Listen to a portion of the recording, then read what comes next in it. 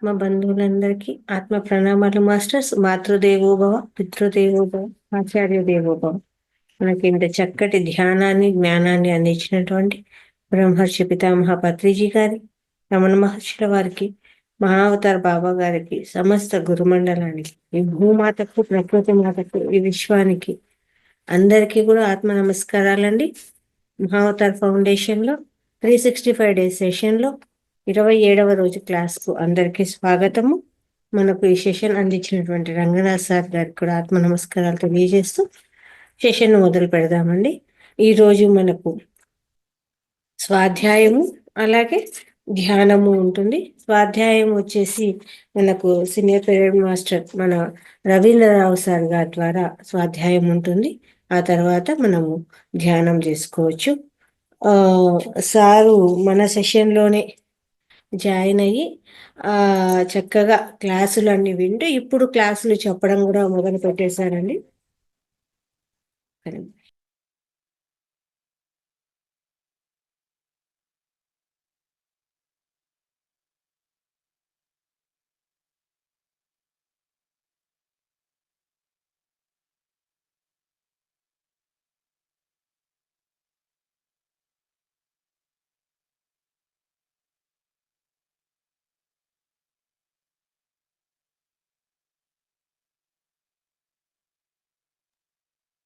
Masters, ప్రకృతి నుండి అన్నీ నేర్చుకుందాము అనే కాన్సెప్ట్ సారు చెప్పడం జరుగుతుంది ఈరోజు మనకు. ముందు సార్ నమస్తే సార్, మీ క్లాస్కు స్వాగతము. సార్, మీ ధ్యానం యొక్క ప్రయాణం కొంచెం కొత్త వాళ్ళు ఉంటారు కాబట్టి వాళ్ళకు చెప్తూ ఆ తర్వాత క్లాస్లోకి వెళ్దామని కోరుతున్నాను సార్. నమస్తే. నమస్తే మేడం గారు. ధ్యాన గురువు పత్రిజీ గారికి, గ్రాండ్ మాస్టర్ మహావతార్ బాబా గారికి, రమణ మహర్షికి, మన రామకృష్ణ పరమహంస, జగద్గురు శ్రీకృష్ణ పరమాత్మకి, పరమేశ్వరునికి, సమస్త గురుమండలానికి స్వాగతం. వాళ్ళందరికీ ఆత్మభిమానాలు. ఈ యొక్క మహావతార్ ఫౌండేషన్ వ్యవస్థాపకులైనటువంటి రంగనాథ్ మాస్టర్ గారికి, క్లాస్ నిర్వహిస్తున్న లలిత మేడం గారికి, జూమ్ సెక్షన్ లో పాల్గొన్నటువంటి మన యొక్క ధ్యాన మిత్రులందరికీ కూడా ఆత్మ నమస్కారాలు తెలియజేస్తున్నాను. నేను గత 9 నెలలుగా ఇంకా కరెక్ట్గా ఏప్రిల్ నుంచి ఈ యొక్క క్లాసుల్లో మొదలైంది. అది కూడా కాకతీయంగా జరిగిందనమాట. ఎవరో మిత్రుడు నాకు ఈ యొక్క మామూలుగా ఉంటాయి కదా మనకి వాట్సాప్ మెసేజ్ల్లో ఒకటి పెట్టినారనమాట. సరిగ్గా ఆ టైంలోనే మా పిల్లలు కూడా వచ్చినారు. అప్పుడు ఇదేదో బాగున్నట్టు ఉందనేసి అప్పటి నుంచి జాయిన్ కావడం జరిగింది. దానికి ముందే మేము స్కూల్లో ఒక 5-6 సంవత్సరాల కిందటే, అంతకుముందు రోజుల్లో స్కూల్లో ఉండేటప్పుడు వీళ్ళు ధ్యాన ప్రచారం చేస్తూ మన మహావతార్ ఫౌండేషన్ వాళ్ళు పాంప్లెట్స్ పంచడం జరిగిందనమాట. పాంప్లెట్స్ పంచారు, దాంట్లో పుస్తకాలు కూడా ఇచ్చారు. ఇచ్చినప్పుడు అది చదివినాను, ఇదేదో చాలా బాగున్నట్టు ఉంది అనుకున్నాను. అప్పుడు నుంచి నేను ఇంటి దగ్గర మామూలుగానే ధ్యానం చేసుకునేవాడిని. నేను చిన్నప్పటి నుంచి కూడా భక్తి మార్గంలో ఉన్నాను. అంతా బాగా ఉంది. మనకి భక్తి మార్గంలో దాదాపు అందరం కూడా సనాతన ధర్మం ఆచరించేవాళ్ళం కాబట్టి భక్తి మార్గం ఉండేది. ఇది ధ్యానం చేసేవాడినే, కానీ తరచుగా చేసేవాడిని. అప్పుడప్పుడు వీలున్నప్పుడు ఖచ్చితంగా ఫలానా టైం అనేది లేకుండా అప్పుడప్పుడు చేసుకుంటామని, పూజ మాత్రం ఖచ్చితంగా చేసుకునేవాడు అనమాట. ఈ విధంగా మనకి ఇప్పుడు ప్లాంప్లెట్ లో ఆ యొక్క విషయాలన్నీ చదివినాను. ఇదేదో చాలా బాగుందనేసి నేను ఇండివిజువల్ గానే ధ్యానం చేసుకోవడం అలవాటైందనమాట. అలవాటైన తర్వాత ఇది ఎప్పుడైతే వీళ్ళు మన గ్రూప్ లో చూశానో, ఇది ఏదో బాగుంది, ఎక్కడికి పోవాల్సిన అవసరం లేదు, మనకి ఇంటి దగ్గర నుంచి కదలకుండానే ఇంటి దగ్గరకే జూమ్ క్లాస్ వచ్చినప్పుడు ఆ యొక్క అవకాశాన్ని సద్వినియోగం చేసుకోవాలి కదా అనే ఉద్దేశంతో, మామూలుగా అయితే నెల్లూరులో అయితే మా ఫ్రెండ్స్ అందరూ కూడా మాకు క్లాసు టైం పోతున్నాం పరిగెత్తుకుంటూ పోయేవాళ్ళు. కానీ మేము అలా కాదు కదా, పల్లెటూరులో ఉండేవాళ్ళం కాబట్టి మేము ఎక్కడికి పోయేదానికి వీలు కాదనమాట. కాబట్టి ఎప్పుడైతే ఇది వచ్చిందో, క్లాసులు వచ్చినాయో, ఈ క్లాసుల్లో జాయిన్ అయ్యేదానికి మేము ప్రయత్నం చేసాము. అందుకని ఆ ఏప్రిల్ నుంచి నేను ఖచ్చితంగా ఈ క్లాసులకు అటెండ్ అవుతా ఉన్నాను. నేను ఇప్పుడు క్లాసులు దాదాపు 5-6 నెలల నుంచి నేను చెప్తున్నాను అనమాట. క్లాసులు అప్పుడప్పుడు చెప్తూనే ఉన్నాను. ఇదంతా కూడా మన క్లాసుల్లో నేర్చుకుందానే నేను చెప్తున్నది. ఎక్కడో నుంచేది కాదు, పుస్తకాలు చదివింది కాదు, కేవలం మన సీనియర్ మాస్టర్లు చెప్పినట్టు విషయాలనే నేను అన్ని నోట్ చేసుకుంటాను కాబట్టి అవి మళ్ళీ ఒకసారి వినేసేసి మనందరికీ చెప్తూ ఉన్నాను. బయట మన మిత్రులకు కూడా మా వాట్సాప్ గ్రూపుల్లో కూడా కొన్ని కొన్ని ముఖ్యమైన వాటి పెడుతూ ఉంటాను అన్నమాట నేను. వాళ్ళు కూడా కొద్దిగా రెస్పాండ్ అవుతూ ఉంటారు. వాళ్ళు ఏంటంటే ఇప్పుడు మన ధ్యానం మనం చేర్పించినా కూడా వాళ్ళు ఏమవుతున్నారంటే కేవలం మెసేజ్ ఈ ఇంటుండరే కానీ క్లాసులు అడిగితే క్లాసులో నేను జాయిన్ కావడం సార్, మీరు పెట్టినట్టు వింటున్నాను అంటున్నారు అనమాట. సరే, అదైనా మంచిదే కదా అనే ఉద్దేశంతో ఉంది. ఈ ధ్యానం వల్ల మాత్రం చాలా మంచి అనుభవాలు వస్తూ ఉంటాయి. ఇప్పుడు నాకు ఒకటి ముఖ్యంగా మీకు ఇందాక మామూలు క్లాసులో చెప్తాం అనుకున్నాను, మేడం గారే ముందుగానే అవకాశం ఇచ్చారు కాబట్టి చెప్తాను. నేను మామూలుగా ఏంటంటే భక్తి మార్గం ఉన్నా కూడా ఎప్పుడు నేను కోరికలు కోరుకోను, ఎప్పుడు కూడా అది కావాలి ఇది కావాలని. అసలు అది చిన్నప్పుడు ఎప్పుడన్నా కోరుకుంటానే కానీ 10th క్లాసులో ఫస్ట్ క్లాసులో పాస్ కావాలంటే అనుకుంటా, కానీ బాగా ఊహ చేసిన తర్వాత మాత్రం ఎప్పుడు కూడా ఈ రోజు కూడా నేను ఎప్పుడు కోరికలు కోరుకోను, అది కావాలి ఇది కావాలనేసి మనకి. కాబట్టి అది ఎప్పుడు ఏది ఇవ్వాలో ఆ భగవంతుడు తెలుసు, ఆ పరమాత్మ తెలుసు అన్నమాట. అది అలాగ వచ్చేస్తూ ఉంటుంది అనమాట. మనం ప్రత్యేకంగా మనం కోరాల్సిన అవసరం లేదనేసి నా యొక్క భావన. అట్లాగే జరిగిపోతూ ఉంది కూడా ఇప్పటికి. మనకి ఇప్పుడు 2 సంవత్సరాల కిందట ఏమంటే నేను విజయవాడకి వెళ్ళానండి. విజయవాడ కనకదుర్గం అంటే నాకు చాలా ఇష్టం. మా ఫ్రెండ్స్ తో వివాహానికి పోయేసి మా ఫ్రెండ్స్ దగ్గరికి పోయినాం. కానీ అప్పుడు పోయినప్పుడు ఏమవుతుందంటే మాలో ఒక ఫ్రెండ్ హేతువాదం ఉన్నాడు అనమాట. వాడు మొదలుకొని లైన్ లో మొదలుకొనేసి పిచ్చి పిచ్చి మాటలు మాట్లాడుతూ ఉన్నాడు. అప్పుడు సరిగానే దర్శనం కాలేదన్నమాట ఆ రోజు. ఇతను మనం ఏం అనలేకపోయినాం. వేరే వాళ్ళు కనుకుంటే మనం వేరే దగ్గరికి వెళ్ళిపోయి ఉండేవాడు ఆ లైన్ లో లేకుండా. మన ఫ్రెండ్ కాబట్టి నేను ఎందుకు ఆ మాటలు భరిస్తూ ఎట్లాగ ఉండిపోయినాను అనమాట. అలా ఉండిపోయిన తర్వాత ఇప్పుడు మా అబ్బాయి మొన్న డిసెంబర్ నెలలో ఈ యొక్క పంచారామాలు పోవాలని చెప్పి ప్లాన్ చేస్తున్నారు డిసెంబర్ నెలలో. అప్పుడు నేను పంచారామాలు అయిపోయిన తర్వాత వచ్చేటప్పుడు ఇక్కడికి పోతాం విజయవాడకు అని చెప్పాను. ఎప్పుడైతే ప్లాన్ చేసుకున్నప్పటి నుంచి నేను ధ్యానంలో కూర్చునేసి, అమ్మ పోయినసారి వచ్చినప్పుడు నేను సరిగ్గా దర్శనం చేసుకోలేకపోయినాను, మాతో కూడా ఒక హేతువాది ఉన్నాడు కాబట్టి ఈసారన్నా మీకు సరిగా దర్శనం చేసుకుని ప్రతిరోజు నేను మెసేజ్ పంపించుకుంటూ ఉండేవాడిని అనమాట. అలా జరిగిన దానివల్ల ఏమైందంటే మేము మొదట ఈ పంచారామాలన్నీ చూసేసాము, ద్వారకా తిరుమల చూసాము, అట్లాగే ఈ యొక్క సత్యనారాయణ స్వామిది అక్కడ వ్రతం చేయించుకున్నాము. తిరుగుదలలో ఏమంటే ఇక్కడికి విజయవాడకి వచ్చాము అనమాట. ఆ రోజైతే దర్శనం ఎట్లా జరిగిందంటే మేము 5 మంది మెంబర్స్ పోయింది.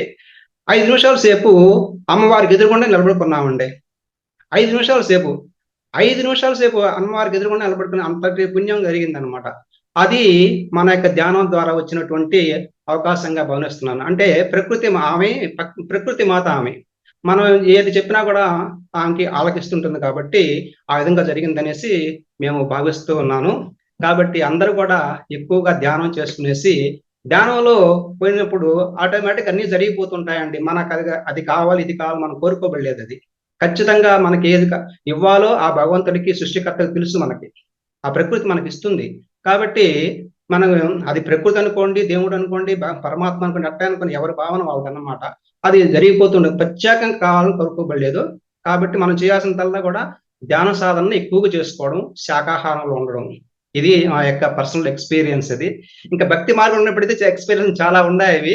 అవన్నీ ఇప్పుడని చెప్తాను. మళ్ళీ భక్తి మార్గం ఉండేటప్పుడు నేను చిన్నప్పటి నుంచి భక్తి మార్గం ఉండేది. 5 సంవత్సరాల వయసు నుంచి నాకు బాగా తెలుసు కాబట్టి అప్పటి నుంచి నేను భక్తి మార్గం ఉండేది. అన్ని జరిగిపోతూ ఉంటాయన్నమాట. నేను మాత్రం ప్రత్యేకంగా ఏది మాత్రం ఇప్పటి వరకు ఏది కోరుకోలేదు, ఇది కావాలి అది కావాలని. కానీ చెప్పుకుంటాను అనమాట, ఈ విధంగా జరుగుతుందని చెప్పుకుంటాను అంటారు దేవుడి దగ్గర. ఇంతవరకే కదండి నా యొక్క పర్సనల్ ఎక్స్పీరియన్స్. ధ్యానం ద్వారా ఆ భగవంతుడి యొక్క అనుగ్రహం పొందేసి 11 క్షేత్రాల్లో ప్రతి దగ్గర కూడా చాలా బాగా జరిగింది. ఇక్కడ చిన్న తిరుమలలో అది చిన్న వెంకటేశ్వర స్వామి అంటారు అన్ని, అక్కడ బాగా జరిగింది. అక్కడ మనకి అన్నవరంలో సత్యనారాయణ స్వామి దగ్గర కూడా చాలా ఎక్కువసేపు నిలబడాల్సిన అవకాశం దొరికింది అనమాట. అట్లా ప్రతి దగ్గర జరిగింది. అది అంతా కూడా ఆ యొక్క ప్రకృతి మనకు ప్రసాదించిన దైవ లేవలంతా భావిస్తున్నాను ధ్యానం వల్ల. కాబట్టి మాకు ప్రస్తుతానికి మాత్రం ఎలాంటి హెల్త్ ప్రాబ్లమ్స్ లేవు నా వరకు మాత్రం. మొదట్లో ధ్యానంకి వచ్చిన కొత్తలో మాత్రం కొద్దిగా ఇవి కాలు తిమ్మిర్లు అలాంటివి ఉండేవి, అవి ఆటోమేటిక్గా వెళ్ళిపోయినాయి అనమాట అవి. కాబట్టి ప్రస్తుతానికి ఎలాంటి హెల్త్ ప్రాబ్లమ్స్ లేవు కాబట్టి ఆరోగ్యంగా ఉన్నాము. అదే సార్ మేడం గారు. అదే మేడం గారు, మీకు ఇంత చిన్న మెసేజ్ పెట్టాను ఒకటి. అది ముందుగా పెట్టాల్సింది మర్చిపోయినాను. అది చాలా మెసేజ్ అనేసి. సరే, క్లాస్ స్టార్ట్ చేస్తాం మేడం గారు. Okay sir. ఇంకేమైనా చెప్తారా? చేస్తాం, మొదలు పెడదామా? ఎస్ సార్, మొదలు పెట్టండి. ఈరోజు మన కార్యక్రమం ఏంటంటే ప్రకృతి నుండి అన్ని నేర్చుకుందాం అనేటువంటి శీర్షికని మనం తీసుకున్నాము జరిగింది. ప్రకృతికి ఈ మూలం ఏంటంటే పంచభూతాలు. పంచభూతాలు అంటే భూమి, నీరు, అగ్ని, గాలి, ఆకాశం. ఇది వరుస అన్నమాట. భూమి, నీరు, అగ్ని, గాలి, ఆకాశం. వీటన్నిటికి కూడా సృష్టికర్త మూలం అన్నమాట. అదే సృష్టికర్త అంటే విశ్వాత్మ కావచ్చు, పూర్ణాత్మ అనుకోవచ్చు, దైవం అనుకోవచ్చు. ఈ యొక్క భూమిని మనం చేత్తో స్పృశించగలం, తాగగలం అన్నమాట. భూమి కంటే పై స్థాయిలో ఏముంటుంది? నీరు ఉంటుంది అనమాట. నీటిని కొంతవరకు మనం చేత్తో పట్టుకోగలం. నీటి కంటే పై స్థాయిలో ఏమంటే అగ్ని ఉంటుంది. అగ్నిని మనం చూడగలం, అంతేగాని చేత్తో పట్టుకోలేం కదా, పట్టుకోం. గాలి కంటే దానికంటే పై స్థాయిలో ఏంటంటే ఈ యొక్క గాలి ఉంటుంది. గాలిని స్పృశించగలం అనమాట, అంటే తాగగలం, అంతేగాని మనం పట్టుకోలేము అది. ఆ పై స్థాయిలో ఆకాశం ఉంటుంది అనమాట. ఆకాశం అంటే శూన్యం. ఆ శూన్యం కంటే పై స్థాయిలో ఉండేదే సృష్టికర్త, దాని యొక్క ఎనర్జీ అనమాట. ఆ స్థాయిలో సృష్టికర్త. ఈ యొక్క మనం ప్రతి నిత్యం కూడా ఆ శూన్యాన్ని ఉపయోగించుకునేసే, శూన్య ప్రదేశం ఉంటేనే కదా మనం ఇప్పుడు చేయి కదిలించాలనుకున్నాము. చేయి కదిలించాలంటే శూన్య ప్రదేశం ఉండాలి. ఇప్పుడు సైకిల్ మీద పోవాలనుకున్నాము, వెహికల్ పోవాలి, మనం నడవాలి అన్నప్పుడు శూన్య ప్రదేశం కావాలి. ఆ శూన్య ప్రదేశాన్ని మనం ఉపయోగించుకుంటున్నాం అనమాట. ఇక్కడ శూన్యానికి మించిన స్థాయిలో ఈ సృష్టికర్త ఎనర్జీ ఉంది. శూన్యానికి మించిన స్థాయిలో ఉన్న సృష్టికర్త ఎనర్జీ. ఈ యొక్క సృష్టికర్తని, ఆ ఎనర్జీని మనము మన మామూలు మానవ నేత్రాలతో చూడలేం. ఈ యొక్క ఆత్మ గురించి కానీ, సృష్టికర్త గురించి కానీ ఎంత వర్ణించినా సరే మన ఈ శరీరంలో ఉన్నంత వరకు మనం మాత్రము అది చూడలేము అనమాట. ఆ ధ్యానం చేసినప్పుడు మాత్రమే మనం ఆ గాలి అంటే శ్వాసతో ఆలోచనలు ఏకం చేస్తాం కాబట్టి మన ఆలోచనలు శూన్య స్థితిని చేరుతాయి. అప్పుడు శ్వాసతో ఈ యొక్క మన ఆలోచనల్ని ఏకం చేసినప్పుడు శూన్యస్థితి జరుగుతుంది. ఆ శూన్యస్థితి చేసిన తర్వాతనే అంతకంటే పై స్థాయిలో ఉన్నటువంటి సృష్టికర్తని మనం ఏకం అవుతాం అనమాట. అప్పుడు ఆత్మస్థితికి వస్తాం అప్పుడు. కాబట్టి ఈ యొక్క ధ్యానం బాగా చేసినప్పుడు మాత్రమే మనకి అక్కడికి మనం చేరుకోగలుగుతాం అనమాట. ఈ సృష్టికర్త అనేది 100% ఎనర్జీ అనుకుంటే, ఆ సృష్టికర్త ఏమంటే ఆ ఎనర్జీ స్థాయిని తగ్గించుకునేసి మొట్టమొదట ఆకాశంగా అవుతుంది. ఆ స్థాయి ఇంకా తగ్గిపోయేసి గాలిగా రూపాంతరం చెందింది. ఇంకా తగ్గించుకునేసి ఆ అగ్నిగా అయ్యాడు. ఇంకా తగ్గించుకునేసి ఆ యొక్క స్థాయి తగ్గించుకుని నీరు అయ్యింది. ఆ తర్వాత భూమి అయింది అనమాట. ఆ విధంగా స్థాయి తగ్గించుకుంటూ వచ్చారనమాట. ఆ యొక్క సృష్టికర్త ఇది ఎక్కడ అంత తగ్గించుకున్నా సరే అన్ని మూలాలు ఉన్నది ఆ యొక్క విశ్వ చైతన్యమే, పంచభూతాలే. ప్రతి ఒక్కటి జీవి కానీ ఏదైనా సరే అన్ని పంచభూతాలతో నిర్మితమైంది. కాబట్టి మనకు ఉదాహరణ ఇప్పుడు మనం చెప్పుకుంటే, మనం శరీరమే ఉంది, బాడీ. మనం చేత్తో టచ్ చేసుకుంటాం, ఘనపదార్థం ఇది భూమి అన్నమాట. మన శరీరం లోపల రక్తం ఉంది, ఇది జలశక్తి. లోపల మనకి అగ్ని ఉంది, అగ్ని తర్వాత వాయుశక్తి. ఈ ఎక్కడైతే శూన్యం ఉంటుందో ఆ వాయువు అక్కడికి వెళ్తూ ఉంటుంది అనమాట. శూన్య ప్రదేశం ఉంటేనే వాయువు పోయేది, కాబట్టి ఆ విధంగా జరుగుతుంది. ఈ శూన్యానికి మనకి నిద్రించేటప్పుడు మనకి కొంత శక్తి లభిస్తుంది అనమాట. నిద్రించేటప్పుడు మన ప్రాణశక్తి లభిస్తుంది. ఆటోమేటిక్ గా ప్రాణశక్తి ప్రతి ఒక్కరికి కూడా నిద్రించే సమయంలో వస్తుంది. ధ్యానం చేసినప్పుడు ఇంకా ఎక్కువ వస్తుందని చెప్పుకున్నాం మనం. ఈ యొక్క అందువల్లనే ఆత్మకి శక్తి ఎక్కువ రావాలంటే ఎక్కువగా ధ్యానం చేసుకుంటూ ఉండాలి. అట్లాగే ఈ పంచభూతాలతో నిర్మితమైనటువంటి ఈ యొక్క ఆత్మ సృష్టిలో ప్రతిదీ కూడా పంచభూత నిర్మితమని చెప్పుకున్నాం కదా. ఇప్పుడు ఉదయాన్నే మనం వాకింగ్కి వెళ్తున్నాం, కాసేపు నడవంగానే ఏమవుతుంది? రొప్పు వస్తుంది, గస వస్తుంది అనమాట. ఆ తర్వాత కొద్దిసేపటికి వేడి పుడుతుంది, శరీరంలో వేడి పుడుతుంది. ఇంకా సేపటికి చెమట పోస్తుంది. మనం రుద్దినాం అనుకోండి, మట్టి వస్తుంది. ఈ విధంగా మన శరీరం పంచభూతాలు నిర్మితమైందని దానివల్ల కూడా తెలుసుకోవచ్చు. ఇంకొక ఉదాహరణ చెప్పుకుంటే, మనం ఏదైనా చేయాలనుకున్నాం, ఏదో రైస్ బిర్యానీ చేసుకుందాం అనుకున్నాం అనుకోండి. ఆ రైస్ అనేది ఏంది? ఘనపదార్థం. అది దాన్ని నీళ్లు పోస్తున్నాం, దాంట్లో ఉడకాలంటే నీళ్లు పోస్తున్నాం, జలశక్తి. అట్లాగే ఆయిల్ వేస్తున్నాం, అది అగ్నిశక్తి అన్నమాట. ఈ పాత్రలో శూన్య పదార్థం ఉంది. శూన్యం ఎక్కడ ఉంటుంది? గాలి. శూన్యంలో గాలి ఉంటుంది అన్నమాట. కాబట్టి ఈ వంట చేయాలనేటువంటి, అంటే ఆ బిర్యానీ చేయాలనేటువంటి ఎవరైతే అనుకున్నారో వాళ్లే దానికి సృష్టికర్తలు. ఈ 5 కలయికతో అక్కడ మనకి అది తయారైంది. కాబట్టి అతని ఆలోచనే ఆ సృష్టికి మూలమైంది. ఆ మూలం వేయేసే అక్కడ బిర్యానీ తయారైంది అనమాట. ఇదే విధంగా మనం ఇల్లు అనుకున్నాం, ఒక భూమిని ఇల్లు కడుతున్నాం. మనం ఇల్లు కట్టాలంటే ఏమేం కావాలి? ఇటుక, ఇసుక, ఈ యొక్క సిమెంట్ కానీ ఇనుము కానీ అన్ని ఉపయోగించుకుంటాం మనం, ఘన పదార్థాలు ఇవన్నీ కూడా. వాటిని నీరు పోసేసి కడుతున్నాం. సూర్యుని యొక్క వేడి వల్ల, అంటే ఉష్ణశక్తి వల్ల అది గట్టి పడుతుంది. మనం ఎక్కడ కడుతున్నాం? మనం శూన్య ప్రదేశంలో కడుతున్నాం. ఆ శూన్య ప్రదేశం ఎక్కడ ఉంది? గాలిలో ఉంది. కాబట్టి ఈ ఇంటిని కట్టేదానికి ఎవరైతే ఆలోచన చేశారో వాళ్ళే ఆ ఇంటికి సృష్టికర్తలు అన్నమాట. అదేవిధంగా ఇంకొకటి, ఒక విత్తనం తీసుకున్నాం. విత్తనం ఘన పదార్థం, దాన్ని నాటాం, నీళ్లు పోసాం, గాలి నుంచి కార్బన్ డైఆక్సైడ్ తీసుకుంది. అట్లాగే సూర్యుని దగ్గర నుంచి ఉష్ణశక్తిని తీసుకునేసి ఆ శూన్య ప్రదేశాలను ఆక్రమించుకుంటూ అది పెరుగుతుంది అనమాట. ఈ విధంగా ఈ ప్రతి ఒక్కటి కూడా పంచభూతాలతో నిర్మితమైంది. కాబట్టి మనం అనుభవాలు పొందే దానికోసంగా మనం ఈ భూమి మీదకి వచ్చాం. అది మనం ఇదివరకు కూడా చెప్పుకోండి. మనం ఎప్పుడు కూడా ఇతరుల గురించి అహంకారంతో మాట్లాడటము, లేకుంటే మనం ఆత్మన్యూనత ఉండడము అలాగే ఉండకూడదు. మన ఆత్మని మనమే ఉద్ధరించుకోవాలని చెప్పుకున్నాం. కాబట్టి మనకి ఎంతో మంది ఎదురుపడుతుంటారు. కొంతమంది చాలా కష్టాలు ఉండే వాళ్ళకి ఎదురుపడుతుంటారు. కొంతమంది వికలాంగులు ఎదురుపడుతుంటారు. వాళ్ళని ఎప్పుడు కూడా హేళన చేయకూడదు. వాళ్ళు ఎంత కష్టాలు అనుభవిస్తుంటే వాళ్ళ యొక్క సంచిత కర్మలన్నీ కూడా దగ్ధమైపోతున్నాయి. వాళ్ళకి అది చాలా మేలు అన్నమాట. వాళ్ళు అన్ని ఇప్పుడు ఈ జన్మలోనే తీర్చుకోవాలని చెప్పి అనుకునే వచ్చారు వాళ్ళు. కాబట్టి వాళ్ళ కర్మలన్నీ దగ్ధమైపోతున్నాయి. అది మంచిదే వాళ్ళకి. కానీ మనం చూసే వాళ్ళకి ఏంద్రా వాడు ఎట్టున్నాడు అనుకుంటాం. కానీ అటువంటి వాళ్ళని ఎప్పుడు కూడా మనం హేళనగా చూడడము, మనకేదో ఉందని చెప్పేసి మన అహంకారం ఉండడము అదేం కూడా చేయకూడదు అనమాట. మనకు డబ్బు ఉందని చెప్పేసి, అన్నం ఉందని, హోదా ఉందని చెప్పేసి, ఆస్తులు ఉన్నాయని చెప్పి ఎప్పుడు కూడా అహంకారంతో ఉండకూడదు. ఇప్పుడు మనం ఒక 1000 రూపాయలు సంపాదిస్తున్నాం అనుకో, ఇంకొకరు 10,000 సంపాదిస్తాడు, ఇంకొక 1,00,000 రూపాయలు సంపాదిస్తాడు. అంటే ఒకరిని మించిన వాళ్ళు ఇంకొకరు ఉండారనమాట. కాబట్టి ఎవరు కూడా ఈ విషయాన్ని ప్రకృతి మనకి ఎప్పుడు గుర్తు చేస్తూ ఉంటుందన్నమాట. అరే నీకంటే గొప్పవాడు ఉండాడరా అని చెప్పేసి మనకి గుర్తు చేస్తూ ఉంటుందన్నమాట. కాబట్టి ఈ యొక్క దాన్ని అహంకారం లేకుండా ఉండాలి. అట్లాగే ఇంకొక ఉదాహరణ చూసుకున్నప్పుడు ఆత్మన్యూన్యత. మనకి లేదే అనేది బాధపడేది అనమాట. ఇప్పుడు ఇల్లు లేని వాళ్ళు ఉన్నారు, కొంతమంది చెట్ల కింద ఉంటారు. వాళ్ళు ఏం చేస్తారంటే ఇక్కడ పూరి గుడిసెలో ఉన్న వాళ్ళు చూసేవరే, నాకు వాడు చూడు హాయిగా గుడిసెలో ఉండాడే, నేనేమో చెట్టు కింద పడి ఉన్నాను, ఎండకి వానకి తలుస్తున్నాను అనుకుంటాడు అనమాట. ఆ పూరి గుడిసె ఉండేవాళ్ళు ఏమనుకుంటాడు? ఆ రేకుల ఇంట్లో ఉండే వాళ్ళని చూసి, చూడు ఈ పూరి గుడిసె ఎందుకు, నాకు ఆ వాన వచ్చినప్పుడు ఏమంటే అవన్నీ కిందకి వరుస్తా ఉంటారు, ఒక్కోసారి అవి ఎగిరిపోతుంటే ప్రతి సంవత్సరం ఇది వేసుకుంటుండాలా అనేసి వాడు అట్లా ఉంటారు అనమాట. ఈ రేకుల ఇంట్లో ఉండే వాళ్ళు ఏమనుకుంటారు? డాబాలు ఉండే వాళ్ళని చూసేసేసి, వాళ్ళు చూడు ఎంత హాయిగా ఉండారో, ఈ రేకుల ఇళ్ళు ఎందుకు, ఎండాకాలం ఏమంటే వేడిగా ఉంటాయి, వానాకాలం చలి పడుతూ ఉంటుంది అనేసి వీళ్ళు అనుకుంటారు. ఈ విధంగా ఒకరికొకరు ఈ విధంగా ఆత్మన్యూనతలు ఉంటున్నారు అనమాట. అదే ఓషో మహాశయుడు చెప్తాడు, దాన్ని రివర్స్ చేసి చూడు నాయనా. ఆ డాబా ఇంట్లో ఉండే వాళ్ళు ఏమనుకోవాలా?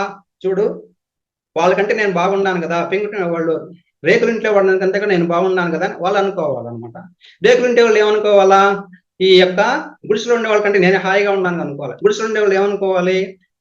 అసలు ఏమి ఇల్లు లేని వాళ్ళు చూడు ఎట్లున్నారు వాళ్ళు, వాళ్ళకంటే నేను పై స్థానం ఉన్నాను కదా అనేసి ఈ విధంగా అనుకున్నప్పుడు ఆత్మన్యూనత అనేది ఉండదన్నమాట. ఈ విధంగా అనుకుంటే అది అట్లాగే ఈ యొక్క ప్రతి ఒక్క జీవి కూడా పంచభూతాలతో నిర్మితమైందని చెప్పుకున్నాం కదా. ఈ విశ్వం ప్రతి ఒక్కటి కూడా అద్భుతమే. ఈ యొక్క సూర్యోదయం కావడం, సూర్యాస్తమం కావడం కానీ, చంద్రోదయం కానీ, ఇవన్నీ కూడా చాలా అద్భుతంగా ఉంటాయన్నమాట ఇవి. అట్లాగే చీకటి ఉన్నప్పుడే విలువ యొక్క విలువ తెలుస్తుంది. మనం రాత్రి అయిపోయింది, మనం ఉదయం ఎప్పుడెప్పుడు అవుతుంది అనేసి మనం అనుకుంటూ ఉంటాం అనమాట. ఆ విలువ తెలియాలంటే చీకటి ఉంటేనే విలువ తెలుస్తుంది. అట్లాగే ధైర్యం విలువ తెలియాలంటే భయం ఉంటేనే అక్కడ ధైర్యం విలువ తెలుస్తుంది. ఆనందం విలువ తెలియాలంటే మనకి ఏముండాలి? ఈ యొక్క బాధలు ఉండాలి. బాధలు ఉన్నప్పుడు ఆనందం విలువ తెలుస్తుంది అనమాట. కాబట్టి ఇవన్నీ కూడా మన వాస్తవానికి మనమే సృష్టికర్తలమే. శ్వాసను గమనించుకోమన్నాడు మన పత్రిజీ గారు శ్వాసను గమనించకుండా అయినా ఆనాపానసతి చేసుకునేసి ధ్యానం చేసుకుని అందరూ బాగుపడతారని చెప్పున్నాడు. మన ఆంజనేయ స్వామి 2 సంవత్సరాలప్పుడే ఈ యొక్క ధ్యానంలోకి వచ్చాడు. శ్రీకృష్ణ పరమాత్మ 4 సంవత్సరాల వయసుప్పుడే ధ్యానంలోకి వచ్చాడు. మన పత్రిజీ గారు 29 సంవత్సరాల ఇప్పుడు ధ్యానంలోకి వచ్చాడంట. ఈ విధంగా ప్రతి ఒక్కదాన్ని మనం ధ్యానంలోకి వచ్చినప్పుడు ప్రతి ఒక్కరు మనం ఇప్పుడు ఎన్ని సంవత్సరాలకు వచ్చినా ధ్యానంలోకి కనీసం అందరికీ 30 సంవత్సరాల పైనే ఉంటాయి. ధ్యానంలో ప్రస్తుతం అందరూ కూడా 30 సంవత్సరాల పైనే ఉంటాయి. కానీ మనం చేయాల్సిన పని ఏంటంటే మన చిన్నపిల్లలప్పుడే ధ్యానం నేర్పించడం అలవాటు చేయాలి. ఎంతోసేపు పడలేదు, 10 నిమిషాలు చాలు. చిన్నపిల్లలకి ఎంతసేపు కావాలి? 10 నిమిషాలు చాలు అనమాట. 10 నిమిషాలు ఊరికే కూర్చొని నాయనా అని చెప్తే చాలు. మనం కూర్చొని పెట్టి వాళ్ళని కూడా కూర్చుంటే ఆటోమేటిక్ కూర్చుంటారు వాళ్ళు కూడా. కాబట్టి ప్రతిరోజు కనీసం ఒక 10 నిమిషాల సేపు మన పిల్లల చేత ధ్యానం చేయించడం ఇప్పటి నుంచే అలవాటు చేయండి. అది మనం కోరుకోవాల్సింది. అట్లాగే మన యొక్క భూమికి ఓపిక ఎక్కువ, సహనం ఎక్కువ. అందుకే మనము క్షమయా దరిత్రి అన్నాం అనమాట. భూమాత అంటాం. భూమాత అమ్మకి ఎక్కువ సహనం కదా, పిల్లలు ఎంత అల్లరి చేసినా కూడా అమ్మ సహనంతో ఉంటుంది. అట్లాగా ఈ భూమాత కూడా సహనంతో ఉంటుంది కాబట్టి భూమాత అని పేరు పెట్టుకున్నాం. అట్లాగే మన మనసుకి కూడా సహనం ఉండాలి ఎప్పుడు కూడా. అట్లాగే ఈ యొక్క భూమి నీరు ఎప్పుడు కూడా కలిసే ఉంటాయి. ఇప్పుడు సూర్యుడి నుంచి వచ్చేటువంటి ఉష్ణశక్తి ఉన్నాయి. ఈ యొక్క కల్మషాలు ఎన్ని కొట్టినా వ్యర్థాలన్నింటిని కూడా కాల్చివేస్తుంది. అదే ఉష్ణశక్తి ఈ యొక్క దేనికి చెట్టు పెరిగేదానికి ఉపయోగపడుతుంది. ఉష్ణశక్తి లాగా చెట్లు పెరుగుతాయా అంటే 2 విధాలకు పనిచేస్తుంది ఉష్ణశక్తి. ఇటు చెట్టు పెరగడానికి ఉపయోగపడుతుంది, అట్లాగా కాల్చేదానికి కూడా ఉపయోగపడుతుంది అనమాట. ఆ విధంగా ప్రతి ఒక్కటిగా ఉంటుంది. ఇంకపోతే పంచితే పెంచబడుతుంది అనేది ఒకటి కాన్సెప్ట్ అనమాట. అక్కడ ఏంటంటే ఎప్పుడైతే ఈ డబ్బు అనేది కరెన్సీ అనేది వచ్చిందో, కరెన్సీ వచ్చినప్పటి నుంచి ఎక్కువగా ధనాన్ని కూడబెట్టడం అలవాటు అయిపోయింది మానవుడికి. స్వార్థంతో ధనాన్ని కూడబెట్టడం, ఆస్తులు గుంజుకోవడం, తరతరాలుగా కావాల్సినటువంటి ఆస్తులు కూడబెట్టడం. అతని వరకే సరిపోవటం లేదు, మా మా కొడుక్కి, నా మనవడికి, ఆ మనవడికి అట్లాగా చేస్తున్నాడు. ఈ విధంగా చేస్తుంది. ఇప్పుడు ఒక 2 ఎకరాలు ఉండే వ్యక్తి ఈ రోజు 20 ఎకరాలు వచ్చిందంటే ఆ 18 ఎకరాలు ఎక్కడి నుంచి వచ్చినాయి? వాళ్ళకి పోయినట్టే కదా లెక్క, వాళ్ళు కోల్పోయినట్టే కదా. కాబట్టి ఆ విధంగా ఆస్తులు పెంచుకుంటూ పోతున్నారు అనమాట. ఈ విధంగా ఆ విధంగా పెంచుకోవడం మంచిది కాదు. మనకున్న దాన్ని ఇతరులకి పంచడం మనం అలవాటు చేసుకోవాలన్నమాట. మన దగ్గర ఏది ఎక్కువ ఉన్నా సరే, మన దగ్గర డబ్బు ఎక్కువ ఉందా, అవసరం ఉన్న వాళ్ళకి ఇచ్చుకోండి. అట్లాగే ధ్యానం వచ్చా మనకి, ఇతరులకి నేర్పించండి. అట్లాగే జ్ఞానం ఉందా, అది వాళ్ళకి చెప్పండి. లేకుంటే ఎక్కువ ఆహారం కానీ వస్త్రాలు కానీ ఉన్నాయా, ఇతరులకి ఇవ్వండి. ఈ విధంగా మనం పంచుకుంటుంటే మనకి మంచిదన్నమాట, పెంచబడుతుంది. మనకి కూడా ఆటోమేటిక్ వస్తూ ఉంటుంది, మనకి వస్తుంది అనమాట. ఇప్పుడు మనకు ఉదాహరణకి అతి సాధారణమైనటువంటి జీవితం గడిపేటి, సమాజానికి ఎంతో సేవ చేసినటువంటి ఇన్ఫోసిస్ నారాయణ గారు, సుధామూర్తి గారు ఉన్నారు. వాళ్ళు ఎంతో సాధారణ జీవితం గడుపుతూ ఉంటారు. అలాగే మన రతన్ టాటా గారు ఉన్నారు. ఆయన ఈ మధ్యన కీర్తిశేషులు అయినారు. రతన్ టాటా వాళ్ళు ఎంత కోటీశ్వరులు అయినా కూడా సాధారణ జీవితం గడుపుతూ సమాజానికి ఉపయోగపడేటువంటి ఎన్నో మంచి పనులు చేస్తున్నారు వాళ్ళు. ఆ విధంగా ప్రతి ఒక్కరు కూడా ఉన్నవాళ్ళు అందరికీ ఉపయోగపడేటువంటి కార్యక్రమాలు చేస్తూ ఉంటే మనకి ప్రకృతిలో అందరూ కూడా సమానంగా ఉంటారన్నమాట, ఒకరే ఎక్కువ కాకుండా. అంతేగాని మనం ఒక్కరమే బంగారు చీరలు, బంగారు చొక్కాలు వేసుకునేసి ఆర్భాటంగా ఉంటే ఏం లాభము? కాబట్టి ఆ విధంగా వాళ్ళని ఆదర్శంగా తీసుకోవడం, ఈ విషయంలో వాళ్ళని అభినందన చేయాల్సిన అవసరం ఉంది మనకి. ఇప్పుడు మనము ఇంతకుముందు మన సీనియర్ మాస్టర్ రామిరెడ్డి గారు అనేసి ఒక ప్రతిజ్ఞ చెప్పాడు. ఆ ప్రతిజ్ఞ నాకు చాలా బాగా నచ్చింది. ఆ ప్రతిజ్ఞ నేను ఒకసారి చెప్తాను మీకు. అది మీరందరూ నోట్ చేసుకోండి, ఒకసారి పలకండి, చాలా బాగుంటుంది అది. మేడం గారు, ఎవరైనా ఒక ఇద్దరికన్నా అన్మ్యూట్ ఇస్తే వాళ్ళు చెప్తామే. చెప్పాను మేడం గారు. Okay okay. మొట్టమొదట ఎవరి పేరు వాళ్ళు చెప్పుకోండి. ఇప్పుడు నా పేరు నేను చెప్పుకుంటున్నాను. రవీంద్ర అని నేను, రవీంద్రాచారి అని నేను, మనసా వాచా కర్మణ త్రికరణ శుద్ధిగా గురువు గారైన బ్రహ్మర్షి పత్రిజీ గారు చెప్పింది ఆచరిస్తూ సీనియర్ మాస్టర్స్ కు సహకరిస్తూ సహతోటి మాస్టర్స్ కి జ్ఞాన ప్రచారం చేస్తూ నా ఆత్మ ఎదుగుదలలో భాగంగా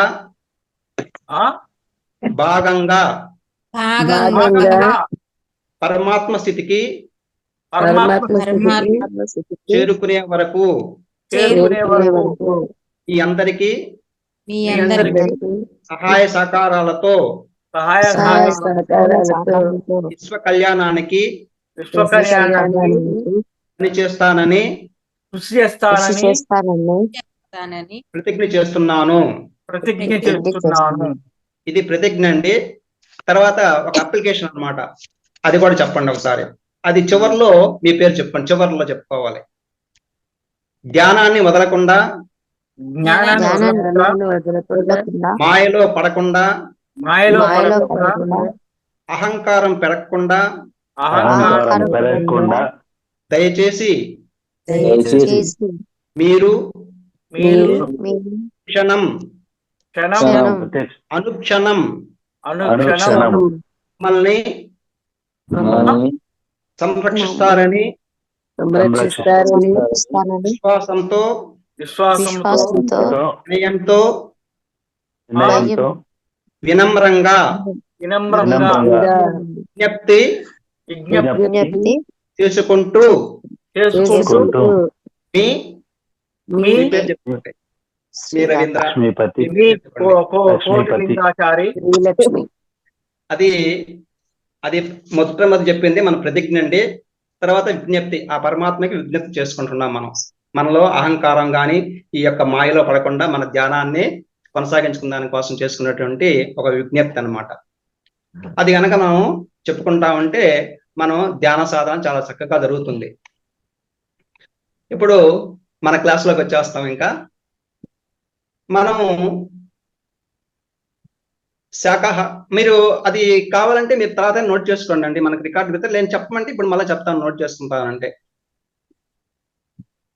ఏమండి? చెప్పండి హలో? సార్, ఒకసారి నోట్ చెప్పండి సార్, ఒకసారి చెప్పండి. నోట్ చేసుకుంటారా? సార్ అది ఒక పేపర్ లో రాసి అది గ్రూప్ లో పెట్టండి సార్, అందరికి తెలుస్తుంది. ఇప్పుడు ఓకే, రాసుకోవడం ఓకే, అంటే అట్లా- అవ్వదు అట్లాగే కదా. చేస్తాను. అట్లాగే చేస్తాను. సరే, అది group మన లో క్లాస్లోకి పెట్టండి సార్, వచ్చేస్తాం. గ్రూప్ లో పెడితే వెనక్కి. అట్లాగేనండి. మనం శాకాహారం తీసుకుంటున్నాము అందరం కూడా. ఈ శాకాహారం అంటే ఎలాంటి ప్రిజర్వేటివ్స్ కానీ పెస్టిసైడ్స్ కానీ ఉపయోగించకుండా ఉండాలి. శాకాహారం కూడా దాన్ని సాత్వికాహారం అంటారు. ఆ సాత్వికాహారం కూడా ప్రకృతి నుంచి వచ్చిన దాన్ని వచ్చినట్టు అలాగే తీసుకోవాలి. అప్పుడు దాన్ని ఏమంటారంటే సాత్వికాహారం అంటారు. మామూలుగా శాకాహారం అంటే మామూలుగా శాకాహారం అంటే మన మామూలు అందరు తీసుకుంటున్నారు. మేము శాకాహారం తీసుకుంటున్నాం, కానీ దాంట్లో అంతా కూడా ప్రిజర్వేటివ్స్ ఉంటాయి, పెస్టిసైడ్స్ కలిగి ఉంటాయి అన్నమాట. కాబట్టి మనం అలాంటి ఆహారాన్ని మనం తీసుకోకూడదు. సాధ్యమైనంత వరకు అలాంటివి లేకుండా ఉండే ఆహారాన్ని తీసుకోవాలి. అదే సాత్వికాహారం అంటారు అనమాట.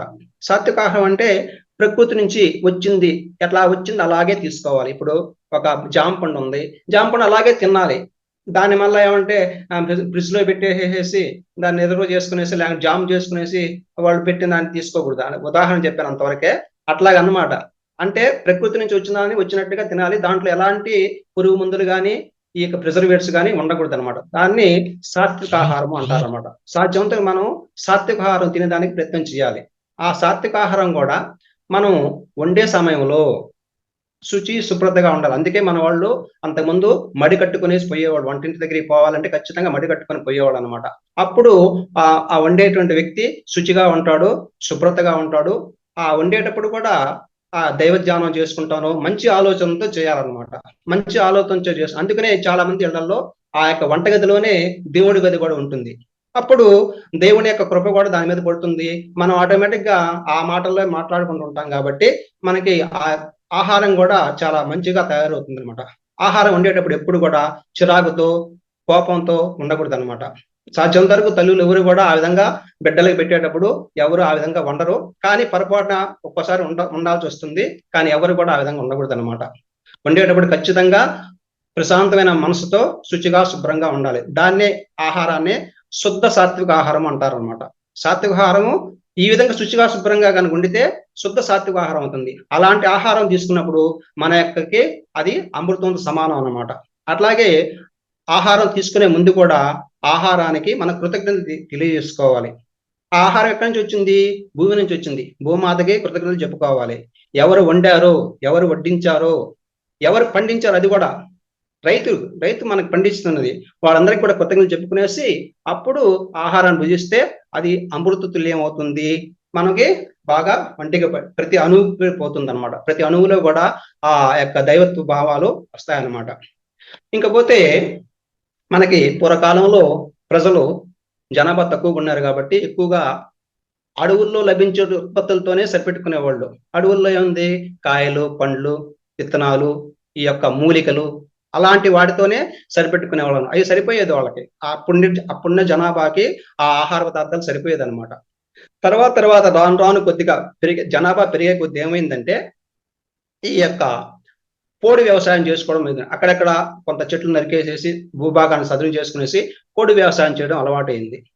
అది కూడా సరిపోకపోయేటప్పటికి అప్పుడు ఆలోచించి ఏం చేశారు, ఈ యొక్క నదులు పోతుంటాయి కదా, నదులకి ఆనకట్టలు కట్టుకేసి కొద్దిగా గట్లు వేసుకునేసి కాలువలు తవ్వి పంట పొలాలుగా చేసుకునేసి ప్రస్తుతం ఉన్నటువంటి పరిస్థితి వచ్చిందనమాట. ప్రస్తుతం మనం ఏం చేస్తున్నాము, పెద్ద పెద్ద ప్రాజెక్టులు కట్టాము, నదులకి డ్యాములు కట్టేసేసి విస్తారమైనటువంటి పంటలు పండిస్తున్నాం. ఈ విధంగా వచ్చింది, అంతవరకు బాగానే ఉంది. కానీ ఎప్పుడైతే పంట పొలాలు పెరుగుతూ ఉన్నాయో అదే మొత్తంలో అడవుల విస్తీర్ణం తగ్గిపోతూ ఉంది.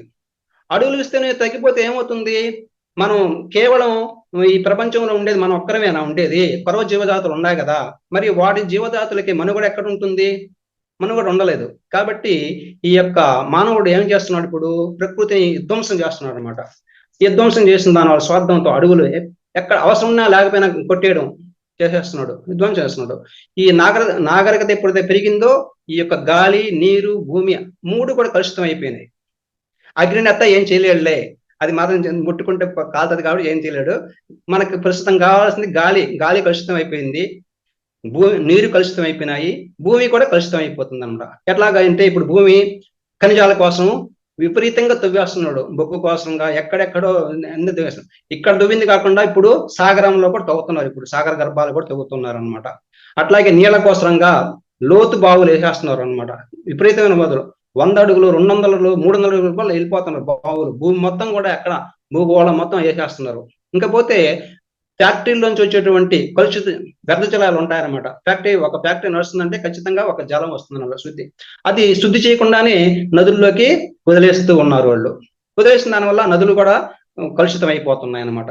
ఇంకపోతే నాకు బాగా తెలిసింది ఏంటంటే ఇక్కడ సముద్ర తీర ప్రాంతాల్లో మడ అడవులు ఉంటాయన్నమాట. మడ అడవులు అంటే ఎట్లాగా ఉంటాయి, చెట్లు అంటే పెద్ద చెట్లు కావు, ఇవి ఒక చిన్న చెట్లుగా పెద్ద చెట్లుగా ఉంటాయి. ఇవి ఏంటంటే కొమ్మలుగా ఉంటాయి అన్నమాట. అవి బాగా వేరులాగా ఉంటది అనమాట, చాలా గట్టిగా ఉంటాయి అవి ఒక రక్షణ కవచం లాగా సముద్ర తీరానికి ఆనుకునేసి కనీసం 1 కిలోమీటర్ దూరం ఆ అడవిలాగా విస్తరించి ఉంటది అనమాట. అది ఎక్కువగా అది దేనికంటే రక్షణ కవచం అన్నమాట. అది మనకి ఇక్కడ సముద్రపు అలలు వచ్చినప్పుడు, ఆటుపోట్లు వచ్చినప్పుడు ఈ భూమి కోతకు గురి కాకుండా అది కాపాడుతూ ఉంటుంది అనమాట. కానీ ఈ రోజు మనిషి ఏం చేశాడు, స్వార్థంతో ఈ ప్లాట్ల బిజినెస్ ఎప్పుడైతే వచ్చిందో ఈ అలాంటి స్థలాన్ని కూడా ఆక్రమించేసేసి మడ అడవులు మొత్తాన్ని ధ్వంసం చేసి పారేశారు. మాకు ప్రత్యక్షంగా మాకు తెలుసు, ఇక్కడ కృష్ణాపట్నం దగ్గర మడ అడవులు బ్రహ్మాండంగా ఉండేదన్నమాట. కొన్ని కిలోమీటర్ దూరం వ్యాపించి ఉండేదన్నమాట. అవి ఉంటే అవి ఏమైపోయింది, ప్లాట్ బిజినెస్ పెట్టుకున్నారు, ఇవన్నీ నరికి పారేసి ఎక్కడెక్కడ నరికేసి మొత్తం ప్లాట్లు చేసి పారేశారు అనమాట. ఇప్పుడు రేపు ఏదన్నా వచ్చింది అనుకోండి, వరదలు వచ్చినాయి, సముద్రం నుంచి ఆటపోట్లు వచ్చినాయి అనుకోండి, మొత్తము వచ్చేస్తాయి, నీళ్లు నేరుగా వచ్చేస్తాయి అనమాట. అది ప్రస్తుతానికి ఇంకా రాలేదు, అవి ఎప్పుడోసారి వస్తాయి, ఖచ్చితంగా వస్తాయి. ఎందుకు ఆ విధంగా మనం ధ్వంసం చేసుకుంటున్నాం. అట్లాగే సముద్ర ప్రాంతాల్లో ఏం చేసేవాళ్ళు అంత ముందు రోజుల్లో ఈ యొక్క సరుకుడు చెట్లు అంటారు, సాకు చెట్లు అంటారు, ఆ చెట్లని కానీ అవి ఎక్కువ మొత్తంలో పెంచుండేమో అంత ముందు రోజుల్లో ఉండేదన్నమాట. ఇప్పుడు అవి కూడా నాశనం అయిపోయినాయి, అవి కూడా కొట్టేస్తున్నారు. అవి కూడా కొట్టేసి మొత్తం రొయ్యల గుంటలు, చేపల గుంటలు అవి చేసేస్తున్నారు అనమాట. ఈ విధంగా ఎక్కడ దొరికితే అక్కడ ఈ యొక్క భూగోళాన్ని ప్రకృతిని నాశనం చేసేస్తున్నారు అనమాట. అట్లాగే ఇప్పుడు మనకి సెల్ టవర్, మనం ఈ రోజు మన జూమ్ క్లాసులో సెల్ లో మాట్లాడుకుంటున్నాం, బాగానే ఉంది ఇది. కానీ దానివల్ల కొన్ని జీవజాతులకి చాలా నష్టం జరుగుతుంది. పిచ్చుకలు ఉన్నాయి, పిచ్చుకలు ఈ రోజు చూస్తామని ఎక్కడ కనిపించడం లేదు, తేనెటీగలు కనిపించడం లేదు. ఎందువల్ల అంటే ఆ సెల్ టవర్ల నుంచి వచ్చేటువంటి ఆ యొక్క వైబ్రేషన్, వాటి వల్ల ఏంటంటే వాటి యొక్క గమ్యాన్ని మర్చిపోతున్నాయి, ఎక్కడికి పోవాలి ఏంది తెలియక అసలు కొన్ని చచ్చిపోతున్నాయి, కొన్ని ఎక్కడికో వెళ్ళిపోయినాయి అనమాట. అందువల్ల ఇప్పుడు అంతకుముందు రోజుల్లో ఈ పల్లెటూరులో ఎక్కడైనా సరే ఈ తేనెపట్లు ఏ చెట్టు మీద పెట్టుండేది, ఇప్పుడు చూద్దామని ఎక్కడ తేనెపట్లు అనే మాటే లేదు. మనం ఎక్కడికో కొండ ప్రాంతాలకు పోయినప్పుడు చూడాల్సిందే కానీ తేనె పట్టు అనే మాట పల్లెటూళ్ళు ఎక్కడ ఒక్క దగ్గర కూడా తేనె అసలు పట్టడం. అంత ముందు మేము చిన్నకాలప్పుడు అయితే తేనె పట్టులు అక్కడెక్కడ గూళ్ళుగా పెట్టుకొని ఉందన్నమాట. అక్కడ ఇప్పుడు సరే పౌర్ణాన్ని పూరిస్తాయి, అమావాస్యకి ఆరగిస్తాయి అని చెప్పి నాడు ఉందని, అందుకోసం అందరూ పౌర్ణప్పుడు పోయేసి బాగా నిండుగా ఉంటది అనమాట. దానికి తేనె ఆమె మంట పెట్టేసి వాళ్ళు తరివేసి దాన్ని పట్టుకొని తినేసేవాళ్ళం అప్పుడు. మరి ఇప్పుడు చూద్దామన్నా కూడా ఇప్పుడు మన పిల్లలకి అది తేనె పట్టు అనేది ఎట్టుంటో కూడా తెలియదు వాళ్ళకి. ఆ విధంగా అవి తేనె తీగలు పోయినాయి. అట్లాగే పిచ్చుకలు మన రైతులు ఏంటంటే పంట పొలాల్లో ఉండేటువంటి వడ్ల కంకులు తీసుకొచ్చేసి జడలాగా అల్లేసి ఇంటి ముందు భాగంలో ఏలాడు కట్టేవాళ్ళు ఆ రోజుల్లో.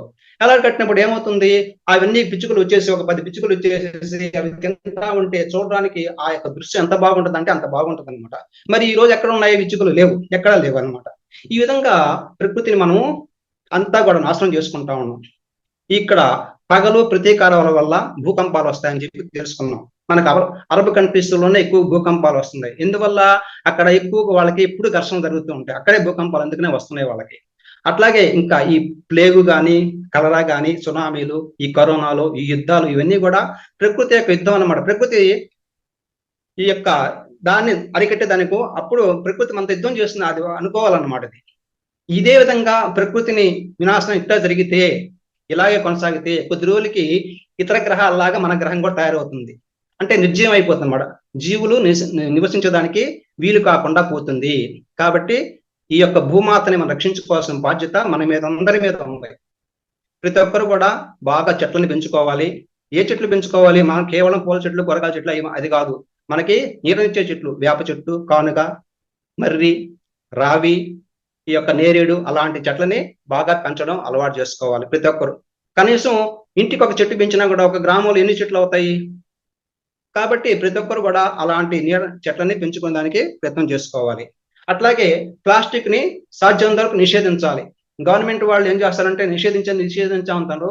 కేవలం మీరు గమనించండి, 1 నెల 2 నెలలు మాత్రమే ఆ నిషేధం ఉంటుంది. ప్లాస్టిక్ సంచులు అమ్మినామంటే అరెస్ట్ చేస్తాము, పట్టుకొని బాగూడదు అని అనుకుంటారు. కానీ ఎప్పుడు జరగలేదండి.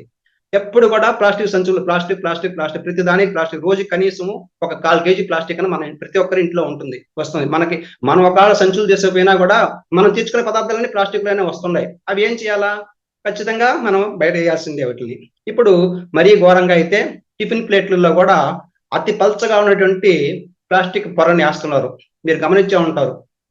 ఎంత పల్చగా ఉంటదంటే ఈ యొక్క ఉల్లిపాయ ఉంటది కదా పైన రేకు, అంత పల్చగా ఉంటది. అలాంటి పేపర్ని ఉపయోగిస్తున్నాడు ఆ టిఫిన్ ప్లేట్ లో.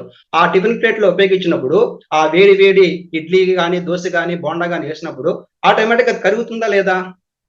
ఆ విధంగా అక్కడ జరుగుతుంది. ఇంకపోతే మన మీల్స్ అంత రోజుల్లో క్యారేజ్ చేసిపోయేవాళ్ళం. మనం క్యారేజ్ బాక్స్ చేసేపోతే వాడు మీల్స్ అన్ని కూడా ఖర్చు పెట్టి పంపించేవాడు. ఈ రోజు ఏం జరుగుతుంది? చేతులు ఊపుకుంటా పోతాం, డబ్బులు తీసుకునేసి అక్కడ వాడు మీల్స్ ఏమంటే అన్ని పొట్లాలు కట్టిస్తుంటారు మనకి.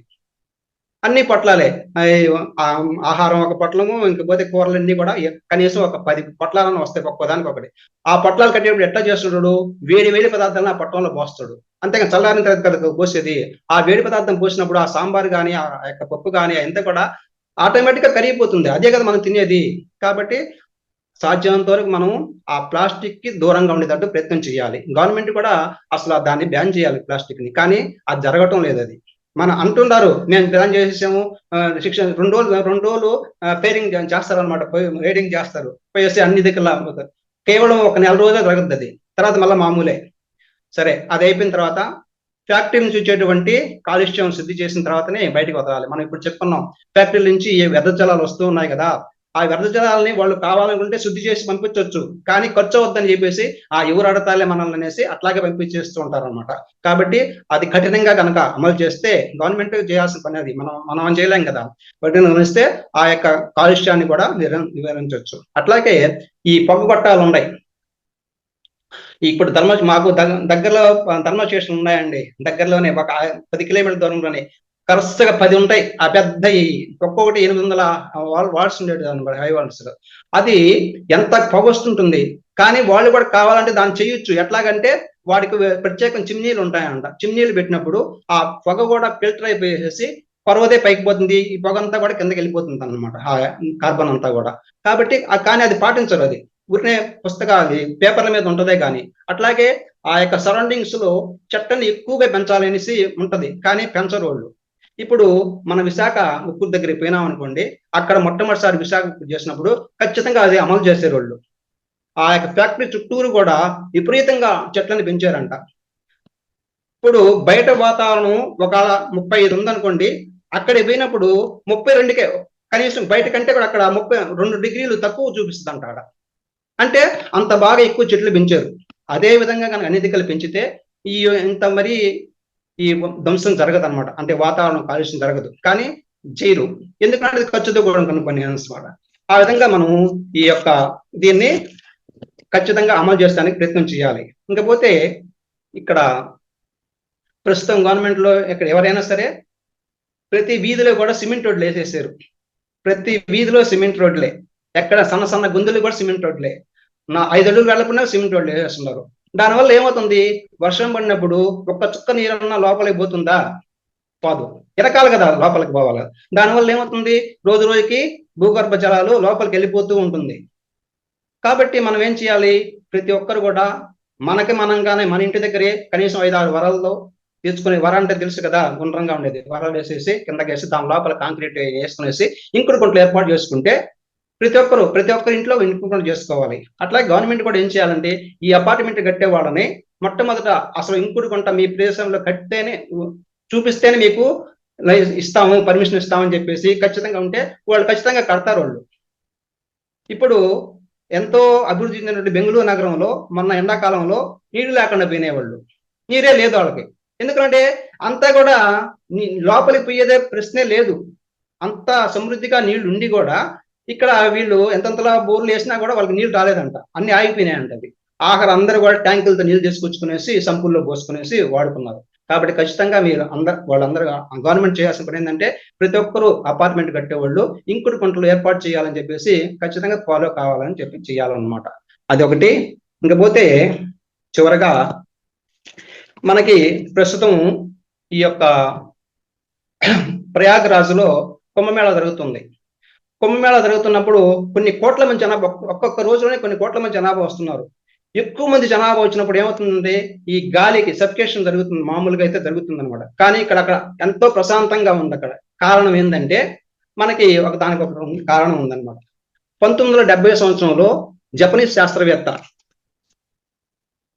ఆయన అకిరా మియామోటో అంట, జపనీస్ శాస్త్రవేత్త, ఆయన చిట్టడుగులు పెంచేటువంటి విధానం కనుక్కున్నాడంట. ఆయన చిట్టడుగులు అంటే తొందరగా పెరిగేటువంటి అడవులు అన్నమాట. మామూలుగా ఒక చెట్టు పెరగాలంటే కనీసం 10 సంవత్సరాలు పెద్ద చెట్టు రావాలంటే, కానీ ఈయన అతి తొందరగా పెరిగేటువంటి విధానం కనుక్కున్నాడు.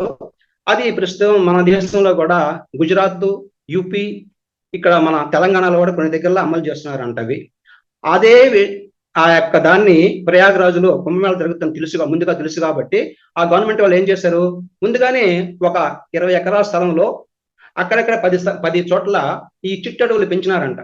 ఆ చిట్టడుగులు పెంచిన దాని వల్ల ఏమవుతుందంటే, ఆ టెక్నాలజీతో పెంచిన దాని వల్ల ఒక రోజుకి 11.5 కోట్ల లీటర్ల ఆక్సిజన్ వస్తుందండి.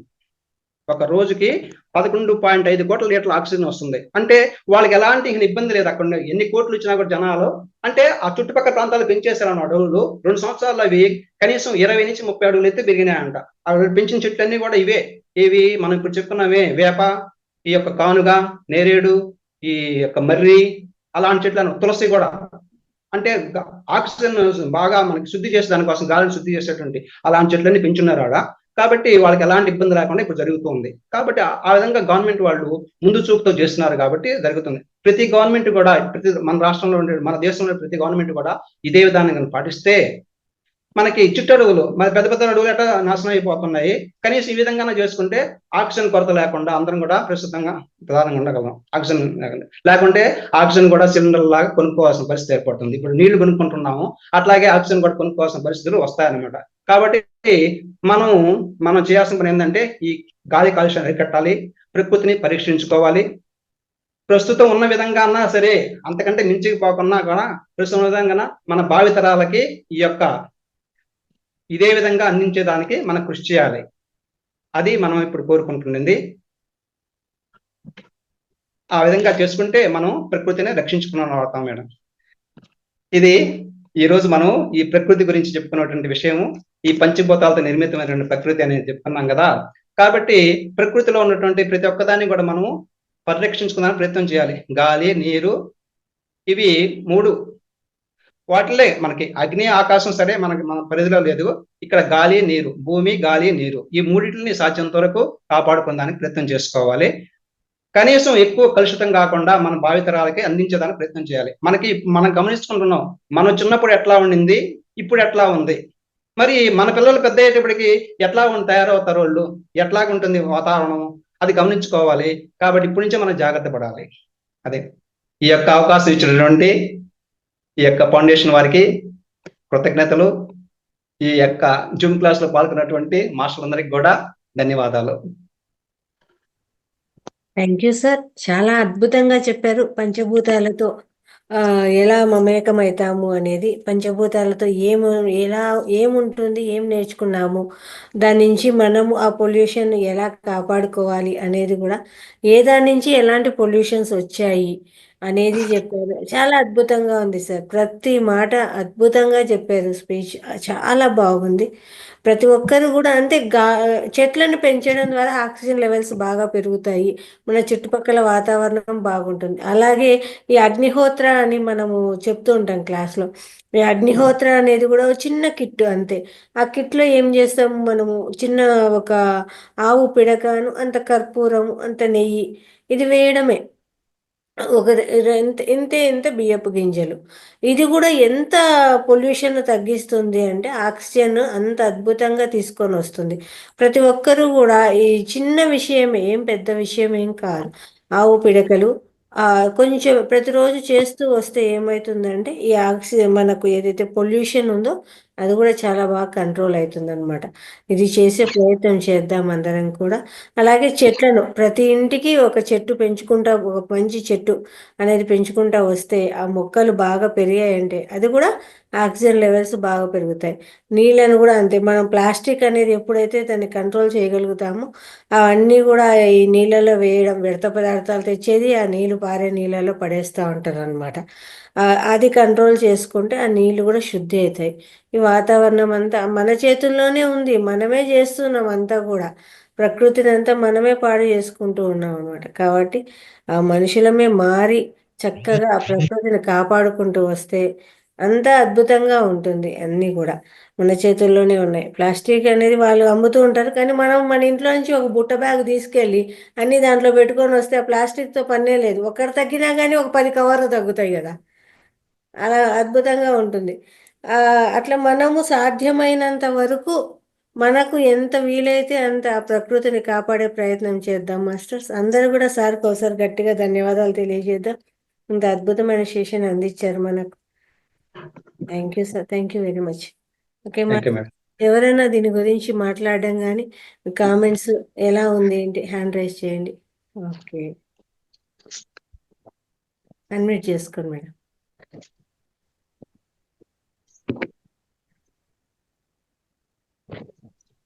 నమస్తే మేడం.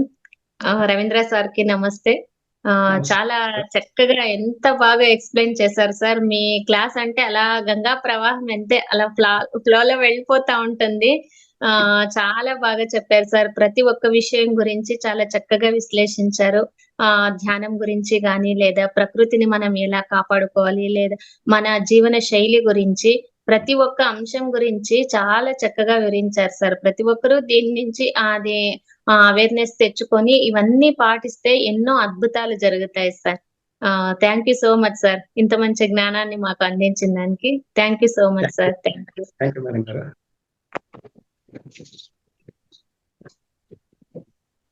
ఓకే, అన్మ్యూట్ చేసుకోండి సార్ యాదగిరి గారు.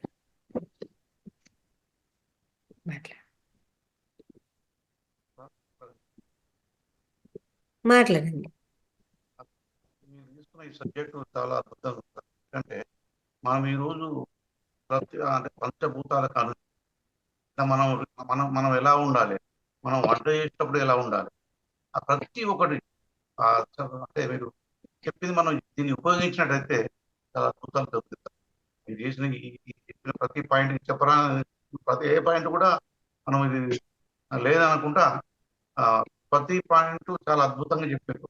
మీరు ఈ పాయింట్ ప్రతి ఒక్కరు పాటించినట్టయితే మనం అద్భుతాలు చూడచ్చు. చాలా మంచి సబ్జెక్ట్ చెప్పారు, చాలా మంచిగా అర్థమైంది.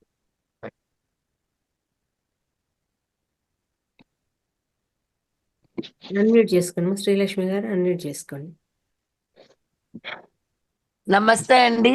నమస్తే లలిత మేడం. నమస్తే రవీంద్రరావు సార్ గారు. అందరికి చాలా బాగా చెప్పారండి.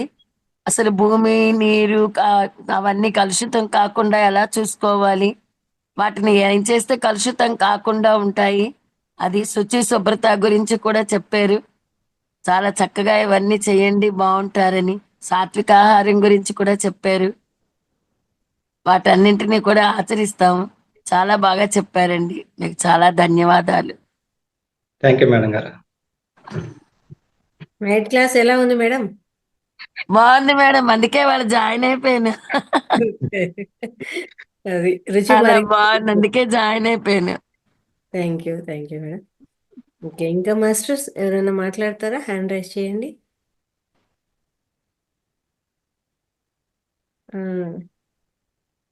రాఘవయ్య సార్. నమస్తే మేడం. నమస్తే సార్. నమస్తే సార్. గురించి చెబితే అది ఇంకా తిరిగే ఉంది సార్. లోపుగా తక్కువ చెప్పేస్తున్నారు, అలవాటు అయిపోయింది. ఈ ప్రకృతి అనేది పంచభూతాలతో నిర్మితమైనది అనేది చక్కగా అందరికి అర్థమయ్యే విధంగా చెప్పారు సార్. భూమి, నీరు, అగ్ని, గాలి, ఆకాశం అనేది పంచభూతాలు. ఇవి అన్నిటిని మనము చక్కగా సమపాళ్లలో ఉపయోగించుకోవాలి. కానీ అందరూ ఎవరు స్వార్థానికి వాళ్ళు ఉపయోగించడం వలన అనేక రకములైన అనర్థాలు జరుగుతున్నాయి. అవి ఎలా జరుగుతున్నాయి, ఎలా నివారించుకోవాలనేది కూడా అంతా మన చేతిలో ఉంది. కాబట్టి అది ప్రతి ఒక్కరిలో మెలకు వచ్చి ఎవరికి వాళ్ళు నా వంతు నేనని చేసినప్పుడు మాత్రమే ఇది మనం అరికట్టడానికి అవకాశం ఎక్కువగా ఉంటుంది. అదేవిధంగా శూన్యము మించిన స్థాయిలో ఉండేది ఆ పరమాత్మ. ఆ పరమాత్మ గురించి చక్కగా చెప్పారు సార్. మనం ఏంటంటే దేవుడు అనేది ఎక్కడున్నారు ఏంటనేది ఆలోచన చేస్తూ ఉంటాం. మన ధ్యానంలో ఉండి కూడా కొందరికి తెలిసి తెలియని అనేది కూడా అనుకోవచ్చు.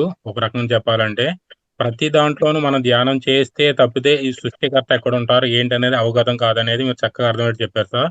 సృష్టికర్త ఒక్కొక్క స్థాయిని తగ్గించుకుంటూ తాను ఆకాశం నుంచి తగ్గించుకుంటూ గాలిగా తగ్గించుకుంటాను, అగ్నిగా తగ్గించుకుంటూ, నీరుగా తగ్గించుకుంటూ, భూమిగాను మనలోనే మనతోనే మన పక్కనే ఉన్నారనేది ఆ పంచభూతాల తత్వంతోనే మనం తయారనేది చక్కగా వివరించారు సార్. ఆత్మకి ఎక్కువగా శక్తి కావాలంటే మనం కంపల్సరీగా ప్రతి ఒక్కరు ధ్యానం చేయాలి. చీకటి ఉన్నప్పుడే వెలుగు తెలుస్తుంది, వెలుగు యొక్క విలువ. అట్లానే బాధలు అనేవి ఉన్నప్పుడే ఆనందం యొక్క విలువ తెలుస్తుంది. భూమి సహనము ఎక్కువ. అందుకే ప్రతి ఒక్కరు కూడా మనం నడిచి తిరిగేదే ఆ భూమి మీద. కాబట్టి మనం ప్రతి అడుగు వేయాలంటే ఆ భూమి మీద. కాబట్టి ఆ భూమి ఎంత అదే విధంగా మనం కూడా ఉండాలని చక్కగా వివరించారు సార్. పంచితే పెంచబడుతుంది. మనకు ఉన్నంతలో ఇతరులకు ఇవ్వటం వలన అలవాటు చేసుకోవాలి. ఎంత ఉంటే అంతలో మనం కొంతమందికి మనకంటే కొంచెం తక్కువ స్థాయిలో ఉన్న వాళ్ళకి చేయగలిగినప్పుడే ఆ విలువ మనకు తెలుస్తుంది. ప్రతి ఒక్కరూ నేర్చుకోవాలి. అదేవిధంగా మీరు మాకు చెప్పినట్టు ప్రతిజ్ఞ ప్రతి ఒక్కరూ పాటించితే ఇంకా మంచిది. విజ్ఞప్తి అనేది కూడా చేసుకుంటే మన యొక్క ఉన్నత స్థితికి మనం వెళ్ళటానికి కూడా ఒక విజ్ఞప్తి కూడా చెప్పారు. సాత్విక ఆహారం తీసుకునే ప్రతి ఒక్కరు తీసుకోవాలి.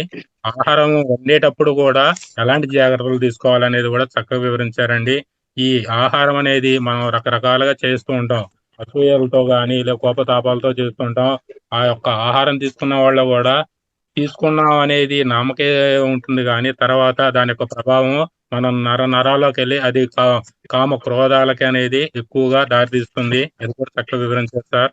ఆహారం తినేటప్పుడు ఎలా ఉండాలి, మనకు వడ్డించిన వాళ్ళు కానీ ఆ పంట పండించిన వాళ్ళకి కానీ తీసుకొచ్చిన వాళ్ళకి కానీ ప్రతి ఒక్కరికి కృతజ్ఞతాభావంతో మనం ఆహారం తీసుకున్నప్పుడు మనం సంపూర్ణ ఆరోగ్యం పొందుతాము.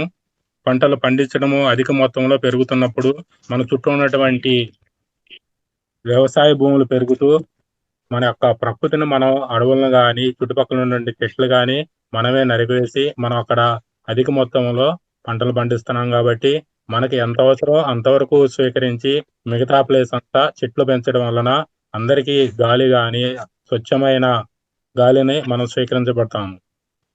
అదేవిధంగా సముద్ర ప్రాంతంలో విస్తారంగా ఉన్నటువంటి అడవుల్ని కనీసం 2 నుంచి 5 కిలోమీటర్ల వరకు ఉంటే గనక వచ్చేటువంటి ప్రకృతి వైపరీత్యాలని మనం నివారించడానికి అవకాశం ఉంది. కానీ ఎక్కడ చూసినా మేము ఉన్నాం దగ్గరలో సూర్యలంక అనేది బీచ్ ఉంది. అక్కడ కూడా చాలా తక్కువగా ఉన్నాయి అడవులు. ఎక్కడికి అక్కడే తీసేస్తూ ఉంటున్నారు. ఎవరి అవసరాలకు వాళ్ళు అన్నట్టుగా మీరు అన్నట్టుగా చెరువుల కోసం అని, లేదంటే ఆవాస యోగాలు బిల్డింగులు కట్టుకోవడానికి కానీ ఒక్కటొక్కటి తీసేసుకుంటూ మన గోతులు మనమే నిలువున తవ్వుకుంటున్నాం. ఒక ముక్కలో చెప్పుకోవాలంటే రేపు భవిష్యత్తు అనేది మన చేతిలో ఉంటుంది కాబట్టి ఎవరికి చేతనంతలో కనీసం మనం ఉంటున్న ఇరుగు పొరుగులన్నా చెట్లు పెంచడం ద్వారా కొంతవరకైనా అరికట్టచ్చు. అదే విధంగా కురుస్తున్న వర్షం కూడా అన్ని కాలువలోకి వెళ్ళిపోవడం కానీ సముద్రంలో కలిసిపోతున్నాయి.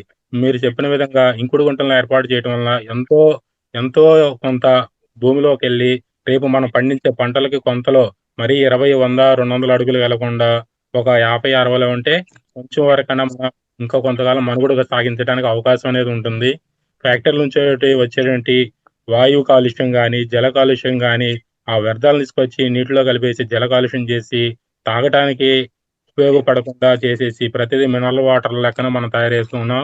ఒకప్పుడు నేను 20 సంవత్సరాల క్రితం మా ఊళ్ళో మా ఇంటి దగ్గర వాటర్ నేను తాగేవాడిని. ఈ రోజు నేను బాటిల్ కొనుక్కొచ్చుకుంటున్నాను.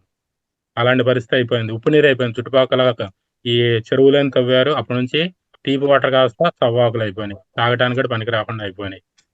అదే విధంగా ప్రతి ఒక్కరూ వారి ఇంట్లో ఒక ఇంకుడో గుంట తవ్వుకున్నప్పుడు మాత్రమే ఈ భూగర్భ జలాలని మనం పెంచడానికి అవకాశం ఉంటుంది.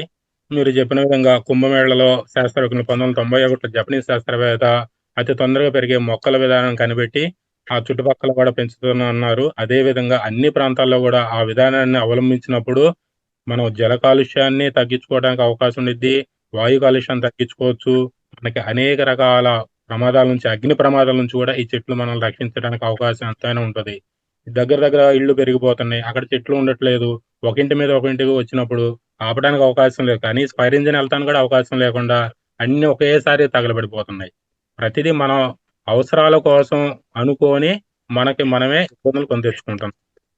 ప్రతి ఒక్కరిలోనూ మార్పు వచ్చినప్పుడు ఈ ప్రకృతి మాతని మనం కాపాడగలుగుతామని నేను మనస్ఫూర్తిగా నమ్ముతూ అందరూ కూడా ఈ విధానాన్ని అవలంబిస్తే మనకు చేతనది మనం చేస్తే బాగుంటుందని నా విజ్ఞప్తి. Thank you sir. Thank you madam. Thank you sir. Thank you sir. చాలా బాగా చెప్పారు. చాలా మంచిగా నోట్ చేసుకున్నారు. దాన్ని మీ ఎక్స్ప్లెనేషన్ కూడా ఇంకా బాగుంది. Thank you very much. Okay masters, సార్కి ఒకసారి అందరం కూడా ఇంకోసారి ధన్యవాదాలు తెలియజేస్తూ అద్భుతమైన సెషన్ అందించారు సార్. ముందు ముందు కూడా ఇలాంటి ఇంకా జ్ఞానాన్ని మాకు పంచాలని కోరుకుంటూ ఈరోజు మనము చక్కగా అద్భుతమైన స్వాధ్యాయం జరిగింది. ఇప్పుడు చక్కగా ధ్యానం చేసుకుందాము. అందరం కూడా ఒక గ్లాస్ మంచినీళ్ళు తాగుదాము. ఒక గ్లాస్ పక్కన పెట్టుకుందాం మాస్టర్స్. వేలలో వేలు వేసుకొని కాళ్ళు క్రాస్ చేసుకుందాము.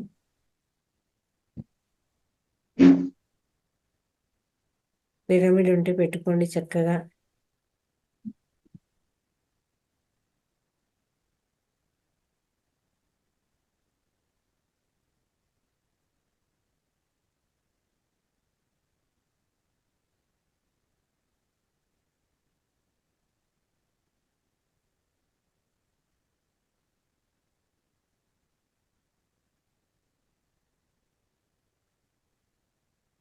కాళ్ళు క్రాస్ చేసుకుందాము.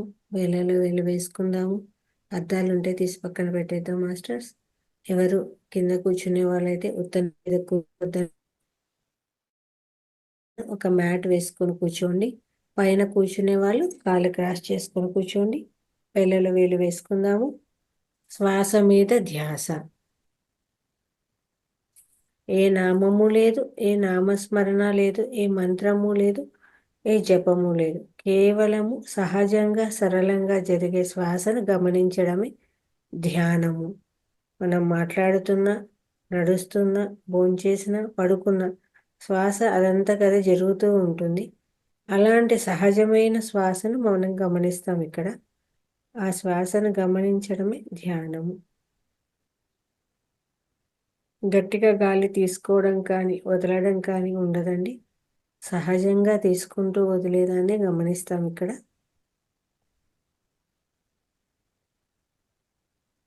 అలా సహజంగా సరళంగా జరిగే శ్వాస ఆనాపానసతి ధ్యానము అంటారు పాలీ భాషలో. 2500 సంవత్సరాల క్రితం బుద్ధ భగవానుడు మనకు తెలియచేశాడండి ఆ జ్ఞానాన్ని.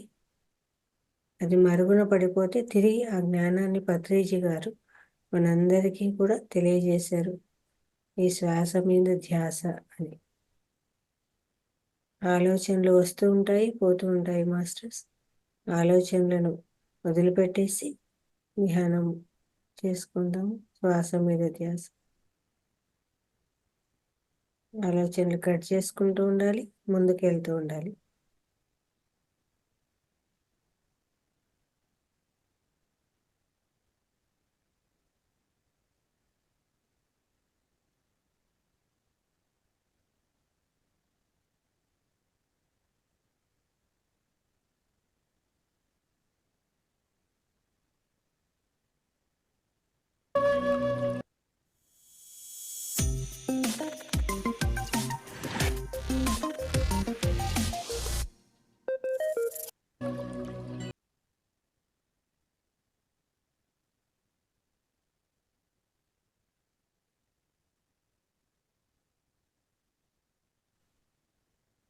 ఓకే మాస్టర్స్, నెమ్మదిగా 2 చేతులు విడదీసి 2 కళ్ళ మీద పెట్టుకుందామండి.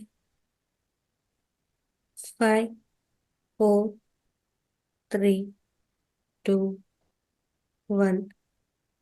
ఇప్పుడు మీ 2 చేతులు చూసుకుంటూ 2 కళ్ళు తెరుస్తాం. Thank you masters. ఇంతవరకు జరిగిన ధ్యానానికి ధ్యానాన్ని అందించినట్టు బ్రహ్మర్షి పితామహ పత్రిజీ గారికి ధన్యవాదాలు తెలియజేద్దామండి.